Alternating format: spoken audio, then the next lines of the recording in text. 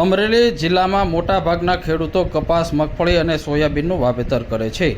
કપાસ, મગફળી અને સોયાબીનનું વાવેતર કરી લાખો રૂપિયાની કમાણી કરે છે. અમરેલી જિલ્લામાં સૌથી વધુ કપાસનું વાવેતર ચાલુ વર્ષે નોંધાયું હતું અને મોટાભાગના ખેડૂતો કપાસનું ઉત્પાદન લઈ અને સારા એવા ભાવ પણ મેળવ્યા હતા. સાથે જ અમરેલી જિલ્લામાં રવિ પાકના વાવેતરમાં ચણા અને ધાણાનું પણ વાવેતર કરાયું હતું, તો સાથે ઘઉંનું પણ વાવેતર કરાયું હતું. આજે અમરેલી, સાવરકુંડલા, ધારી, બગસરા, ખાંભાના માર્કેટિંગ યાર્ડમાં જણસની મોટી માત્રામાં આવક નોંધાઈ હતી. કપાસ, ચણા અને ઘઉંની મોટી માત્રામાં આવક નોંધાઈ હતી. સિંગ ઝીણીનો ભાવ 801 રૂપિયાથી 1197 રૂપિયા નોંધાયો હતો. સિંગ મોટીનો ભાવ 930 રૂપિયાથી 1296 રૂપિયા નોંધાયો હતો. તલ સફેદનો ભાવ 2400 રૂપિયાથી 2700 રૂપિયા સુધી નોંધાયો હતો. તો સાથે જ જીરુનો ભાવ 3000 રૂપિયાથી 4100 રૂપિયા સુધી નોંધાયો હતો. કપાસનો ભાવ 1200 રૂપિયાથી 1421 રૂપિયા સુધી નોંધાયો હતો. ઘઉં લોકવન અને ઘઉં ટુકડાનો ભાવ પણ સારા એવા નોંધાયા હતા. ઘઉં લોકવનનો ભાવ 440 રૂપિયાથી 515 રૂપિયા સુધી નોંધાયો હતો.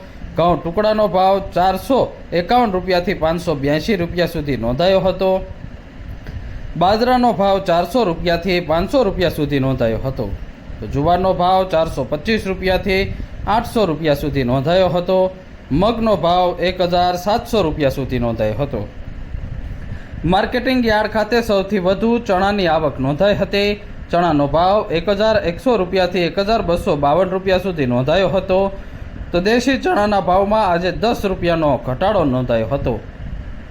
દેશી ચણાનો ભાવ 1100 રૂપિયાથી 1329 રૂપિયા સુધી નોંધાયો હતો. તુવેરનો ભાવ 1600 રૂપિયાથી 2250 રૂપિયા સુધી નોંધાયો હતો. એરડીનો ભાવ 1000 રૂપિયાથી 1085 રૂપિયા સુધી નોંધાયો હતો. મેથીનો ભાવ 800 રૂપિયાથી 1025 રૂપિયા સુધી નોંધાયો હતો.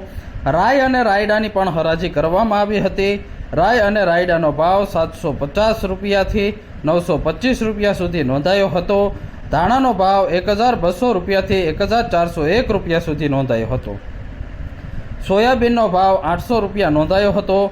મકાઈનો ભાવ 450થી 525 રૂપિયા સુધી નોંધાયો હતો. આજે સૌથી વધુ માર્કેટિંગ યાર્ડમાં ચણાની આવક નોંધાઈ હતી. 4125 મણ સાવરકુંડલા માર્કેટિંગ યાર્ડમાં ચણાની આવક નોંધાઈ હતી. તો સાથે જ ઘઉં લોકવન અને ઘઉં ટુકડાની મોટી માત્રામાં આવક નોંધાઈ હતી. ઘઉં લોકવન અને ઘઉં ટુકડાની 3375 મણની આવક નોંધાઈ હતી. તો બાદમાં કપાસની 1000 મણની આવક નોંધાઈ હતી અને ધાણાની 80 મણની આવક આજે યાર્ડમાં નોંધાઈ હતી.